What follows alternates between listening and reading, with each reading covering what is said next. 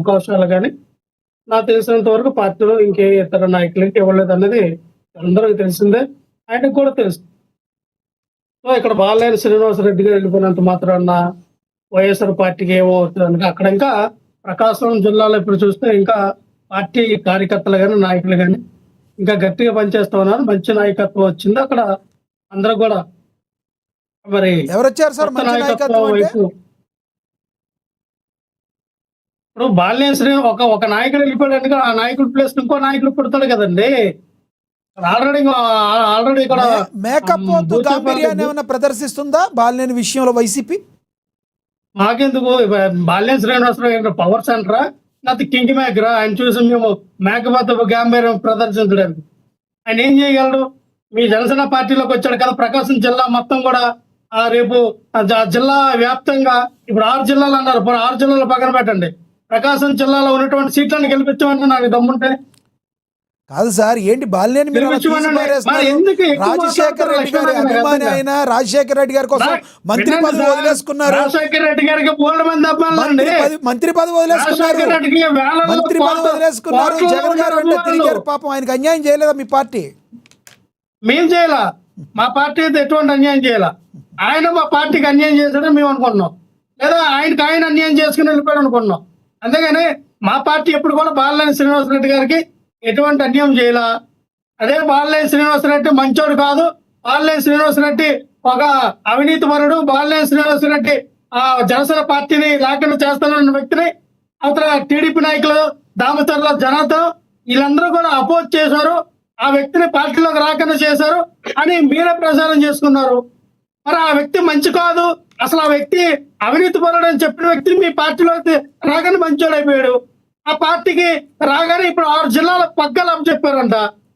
మరి ఆయనలో ఏ నాయకత్వం చూసారో, ఆయనకి ఏ స్థాయి ఉందో, ఏ స్టామినా ఉందో, ఏం చేయగలడో అంటే దీన్ని బట్టి అర్థమైంది ఏంటంటే జనసేన పార్టీ నాయకత్వంలో ఇప్పుడు కూడా డొల్లతనం ఉంది. ఇప్పటికీ నాయకత్వం లేదు. 6 జిల్లాలకు ఒక నాయకుని వేశారంటే అర్థం ఏంటి? మిగతా జిల్లాలో ఎవరు కూడా నాయకులు లేరని అర్థం. ఏ జిల్లాకి నాయకుడు ఉంటాడు కదా, ఏ జిల్లా పైకి తీసుకురావడానికి ఒక నాయకుడు ఉంటాడు కదా.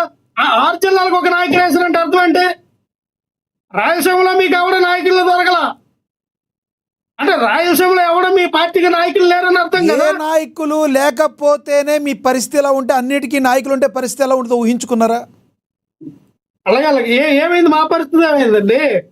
ఈ రోజున మీరు స్థానిక ఎలక్షన్లకి లేదా స్థానికంగా ఏదైతే ఎంపీటీసో ప్రెసిడెంటో డెప్యూటీస్ ఎలక్షన్లకి మీరు వేసుకున్న కమిటీలో, లేదా మీరు మండల అధ్యక్షుల కమిటీలో, లేదా నియోజకవర్గ జిల్లా కమిటీలో వేసుకున్నారు అనుకోండి, దాని ద్వారా పవన్ కళ్యాణ్ గారు సీఎం అవుతారా? 2029లో నేనే 2029లో సీఎం అనే పవన్ కళ్యాణ్ గారు ప్రకటించమనండి.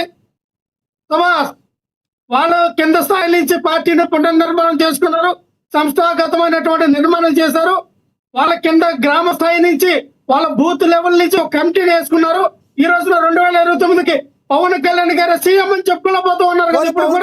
కాదు, చంద్రబాబు గారే ఉంటారు, మీకేంటి బాధ? 10 సీట్లు పెరిగితే చంద్రబాబు గారే సీఎం గా ఉంటారని పవన్ కళ్యాణ్ గారు చెప్పారు, మీకేంటి బాధ? యాంకర్ గా మీరు ఒక టీవీ యాంకర్ గా మీరు ఎందుకు అన్నారు? కాదు, 10 సీట్లు పెరిగితేయేమో, మనకు 5 సీట్లు పెరిగితేయేమో, దానికి మీరు ఏ కమిటీలు వేసుకుంటే మాకెందుకు?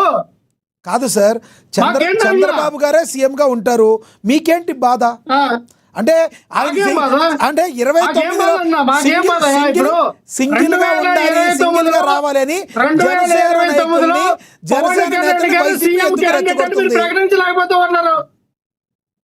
పవన్ కళ్యాణ్ గారు సీఎం క్యాండిడేట్ కూటమి ఆధిపత్యంలో ఈసారి చంద్రబాబు నాయుడు గారు అయ్యారు కాబట్టి నెక్స్ట్ 2029లో పవన్ కళ్యాణ్ గారు సీఎం క్యాండిడేట్ అని మీరు ప్రకటించుకోలేకపోతూ ఉన్నారు. మాకు వచ్చే ఇబ్బంది మనం చూసాం. తమిళనాడులో ఆయనకి బూత్ ఏజెంట్లు లేరు. ఒక్కొక్క ఎమ్మెల్యే క్యాండిడేట్ ప్రజల వద్దకు వెళ్తే 4 ఉన్నారు క్యాండిడేట్లు.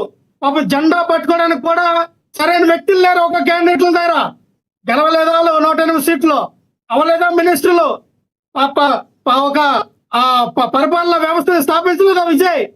వాళ్ళకి ఎవరున్నారు చూడండి, వాళ్ళు చేసినట్టు క్యాంపెయిన్ చూడండి. విజయసాయి రెడ్డి గారు ఒక ఎమ్మెల్యే క్యాండిడేట్ వెనకాల 4 తిరిగారండి.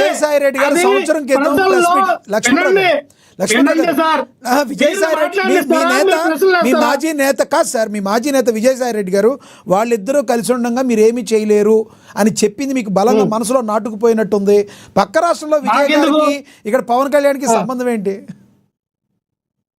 విజయసాయి రెడ్డి గారు ఆయన వ్యక్తిగతంగా ఆయన మాట్లాడుకోవచ్చు, మా పార్టీ వ్యక్తి కాదు. ఆయన ఎన్నైనా మాట్లాడుకుంటాడు. ఆయనకి ఈ భారతదేశంలో ప్రతి పౌరుడు మాట్లాడే హక్కు ఉంది. ఏ రకమైనట్టు మాట్లాడుకుంటారు.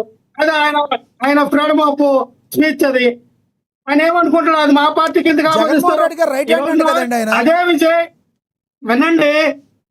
వినండి, అదే విజయ్ ఇప్పుడు డిఎంకే కూటమిగా వచ్చింది, అన్నా డిఎంకే కూటమిగా వచ్చింది. విజయ్ కూటమి కట్టుకుని వచ్చాడండి, గెలవలేదా? రేపొద్దున అదే అవుతుంది 2029లో.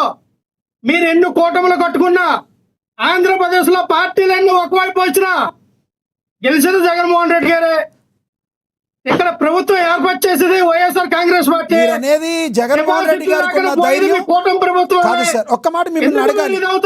కాదు సార్, ఒక్క మాట మిమ్మల్ని అడగాలి. జగన్మోహన్ రెడ్డి గారికి ఉన్న ధైర్యం, విజయ్ గారికి ఉన్న ధైర్యం రాజశేఖర రెడ్డి గారికి లేవంటారా మీరు? 2004లో ఎందుకు ఆయన సింగిల్గా వెళ్ళలేకపోయారు? రాజశేఖర రెడ్డి గారికి, విజయ్ గారికి, జగన్మోహన్ రెడ్డి గారికి పోలిక ఏంటంటే, రాజశేఖర రెడ్డి గారు కాంగ్రెస్ పార్టీ పెట్టారా? రాజశేఖర రెడ్డి గారిదా కాంగ్రెస్ పార్టీ?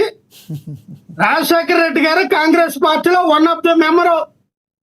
పార్టీ ఆయన పట్ల ఆయన నిర్ణయం తీసుకోవడానికి నేను పొత్తున వెళ్ళాలా, సింగిల్ గా వెళ్ళాలా, లేకపోతే నేను ఇంకా 100 పార్టీలు కలుపుకుని వెళ్ళాలా ఆలోచన విధానం హైకమాండ్ తీసుకుంటుంది. Congress party central government, central లో ఉన్నటువంటి పార్టీ వాళ్ళు తీసుకుంటారు. బీజేపీ పార్టీ ఉంది, బీజేపీ నిర్ణయాలు తీసుకుంటది. స్థానిక బీజేపీ పార్టీలు తీసుకోవు. మీరు అన్నట్టుగా వైఎస్ రాజశేఖర రెడ్డి గారు పార్టీ పెట్టి 5-6 పార్టీలతో లేకపోతే పొత్తు పట్టుకుని వెళ్తే, ఆ రోజున వైఎస్ రాజశేఖర రెడ్డి గారు మరి పొత్తు పట్టుకుని వెళ్ళారు కదా, తప్పే ఉందంటే నిజమేనండి. పొత్తు పెట్టుకోవడంలో మేము పొత్తు పెట్టుకోవడంలో తప్పు అన్నట్లా. మీరు లేని వ్యాపారాన్ని మీరు ఏం మాట్లాడతారు? వీరుడు సూర్యుడు ఏదో ఇల్లి ఆలిగారు ఒక సినిమాలని ఒళ్ళంత బోర్లో గాలి కొట్టుకొని నేను కండలు చూడండి, నా కండలు బాగా ఒళ్ళంత బలిసిపోయిందని చూపిస్తాడు. అవి మీరు మాట్లాడుతూ ఉన్నారు. అవి కండ్లు కాదురయ్యా, అవి చిన్న పిన్నిస్తూ గుర్తు మొత్తం గాలంత బయటకు వచ్చేది. అది పవన్ కళ్యాణ్ గారు, జనసేన పార్టీ, మీ కూటమి ప్రభుత్వాలు నిజంగా మీ దమ్ముదౌర్యాలు ఉంటే మీరు ఎలక్షన్ లో నిరూపించుకోవాలా. విజయ్ ఎలాగైతే నిరూపించుకున్నాడో, జగన్మోహన్ రెడ్డి గారు ఎలాగైతే నిరూపించుకున్నారో, నిజంగా మీరు నిరూపించుకోవాలంటే మీరు నిరూపించుకోవాలి. వాళ్ళు కూటమిగానే ఉంటారు, మీకంటే బలహీనులు. No problem. మేము ఇప్పుడు కూడా చెప్తూ ఉన్నాం, ఆంధ్రప్రదేశ్ రాష్ట్రంలో కలకాలం 100 ఏళ్ళు ఈ కూటమి వర్తాలని కోరుకున్నాం. మేము కూడా అలాగే విడిపోవాలని కోరుకోవట్లా. కూటమిగానే వస్తేనే జగన్మోహన్ రెడ్డి గారు దెబ్బ తగలాలని చెప్తూ ఉన్నాం. మేము వినండి, లక్ష్మణరావు గారు ఇంతకలు ఆయన అంటారు, జనసేన పార్టీ అధికార ప్రతినిధి పవన్ కళ్యాణ్ గారు ప్రజల్లో మార్పు రావడానికి పార్టీ పెట్టారండి, సీఎం అవ్వడానికి పెట్టలేదండి అని అన్నారు. ప్రజల్లో మార్పు రావడానికి పార్టీ పెట్టాను అన్నప్పుడు మీ పార్టీకి 2 మినిస్టర్లు ఎందుకు తీసుకున్నారండి? అధికారంలో రాగానే పవన్ కళ్యాణ్ గారు డీసీఎం తీసుకున్నారండి, వాళ్ళ అన్నయ్య గారికి ఎమ్మెల్సీ ఎందుకు తీసుకున్నారండి? మీరు ప్రజల్లో మార్పు రావాలనుకున్నప్పుడు ఆ టీడీపీ పార్టీకి సహకరించి దీనికి వేణుగారు మాట్లాడాలి. వేణుగారు మీరే చెప్పాలి. మీరు మాత్రమే అన్నారు కదా, మాత్రమే అనేది ఆయనకు అర్థం కాలేదు. మాకు వచ్చని ఎందుకు చెప్పలేకపోతున్నారు? మీరు ఎందుకు చెప్పలేకపోతున్నారు? ఎవరు చెప్తారా? ఇది ఎవరు చెప్తారన్నా? సో మీకు నిజంగానే కూటమిని చూసి మీరు భయపడతలేదా? విడగొట్టడం లేదా? విజయ్ గారు చూపించి రెచ్చగొట్టాలని చూడలేదు.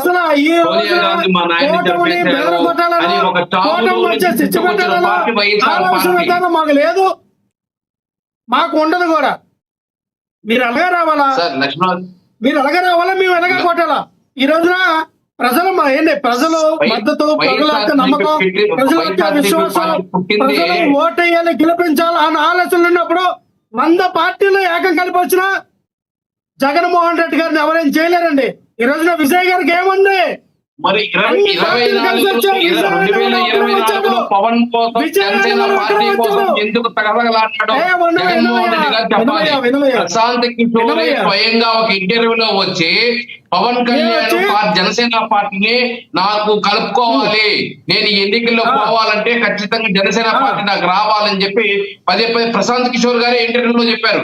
అంత పెద్ద వ్యక్తి ఇంటర్వ్యూలో చెప్పాడంటే పవన్ కళ్యాణ్ చంద్రబాబు నాయుడు గారు నమ్మినారే గాని జగన్మోహన్ రెడ్డి గారు నమ్మలా. ఎందుకురా అంటే తల్లికి చెల్లికి కార్యకర్తకే న్యాయం చేయలేని వ్యక్తి ఇతనితో కలిసిపోతే మనకు ఎప్పుడో ఒక రోజు ఈ రోజు వాళ్ళకి జరిగిన అన్యాయం మనకు జరుగుతుందని చెప్పేసి పవన్ కళ్యాణ్ చంద్రబాబు నాయుడుతో కలిసి ప్రయత్నించాడే కానీ ఏదైతే జగన్మోహన్ రెడ్డి వల్ల. అదే విధంగా ఈ రోజు భారతీయ జనతా పార్టీతో ప్రత్యక్షంగా పవన్ కళ్యాణ్ గారు చంద్రబాబు నాయుడు గారు పొత్తులు పెట్టుకున్నారు. కానీ జగన్మోహన్ రెడ్డి గారు పోయి వాళ్ళు వేణుగోపాల్ గారు ఆయన మాట్లాడండి, ఆయన టైం కదా. వేణుగోపాల్ గారు ఆయన మాట్లాడండి. ఉండండి, మీరు అడిగిన నేను సమాధానం చెప్తా. మీరు అడిగిన మీ సమయంలో చెప్పండి. వేణు గారు కంప్లీట్ చేయడానికి మీకు ఇస్తాను. వేణు గారు మీకు ఇస్తాను. ఆగండి, సమయం ఆయన సమయం కదా మాట్లాడండి. ఈ రోజు జగన్మోహన్ రెడ్డి గారికి చెప్పాలి. వినండి, బీజేపీ అడగకముందే వేణుగారు ఆగండి. లక్ష్మణరావు గారు చెప్పండి. వేణుగారు కాసేపు ఆగండి. వినండి, చెప్పండి లక్ష్మణ్. వినండి.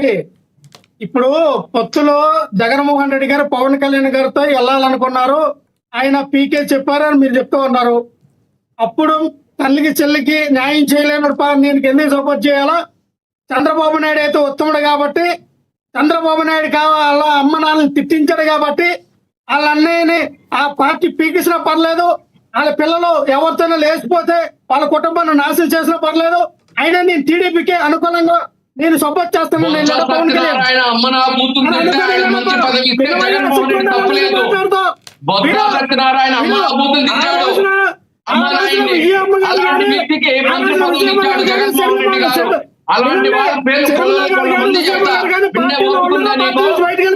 అసెంబ్లీలో ప్రత్యక్షంగా ఏదైతే విజయమ్మ ఏడ్చింది, వాళ్ళ భర్తను చెప్తా ఉంటే తాగుపోతాడు, రాత్రి అయితే తాగుతాడు, ఇలాంటి వ్యక్తి కడుపులో పుట్టాడు జగన్మోహన్ రెడ్డి గారు తింటాడు. మరి అలాంటి వ్యక్తి పిలిచి మాత్రం మంత్రి పదవులు ఇస్తే మాత్రం జగన్మోహన్ రెడ్డి గారు అదే పవన్ కళ్యాణ్ గారు వాళ్ళు ఇస్తే కలిసిపోవడం తప్ప. పార్టీ వాళ్ళు మీ పవన్ కళ్యాణ్ గారు గుండు కొట్టించారన్నప్పుడు ప్రసారం చేసినప్పుడు ఏమైంది? అవునండి, బొత్స సత్యనారాయణ మాట్లాడిన దానికి ఆయన ఏ పదవి ఇచ్చాడు జగన్మోహన్